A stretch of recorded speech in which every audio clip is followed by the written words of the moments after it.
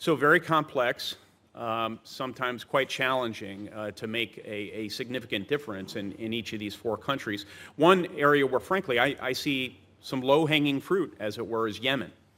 Arguably the greatest humanitarian crisis of the four countries.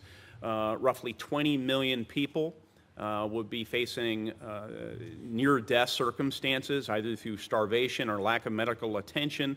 Thousands, we can anticipate, will be infected with cholera. The situation goes on and on. No need for me to lay out the parade of horribles in my limited time, but I've been working on this issue very directly for some time, trying to engage the administration's interest and attention on the matter. You visited with the Saudi foreign minister this morning. You, of course, know the Saudi-led coalition is engaged in a regional conflict there.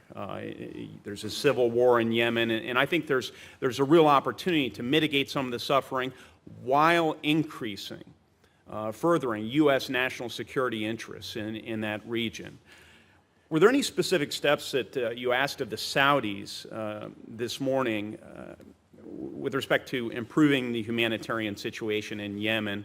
For example, there are 4 cranes in the major port of Hodeidah in Yemen, where 80% of the incoming food and other supplies are typically delivered.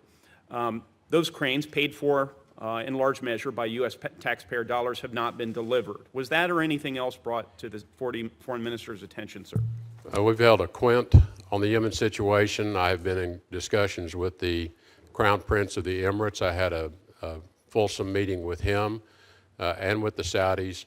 The issue in the port of Hodeidah is it is controlled today by the Houthi rebels.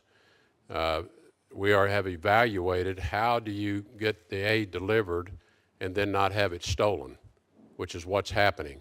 And so we're working on how to open up a secure delivery mechanism as well. We are actively working it.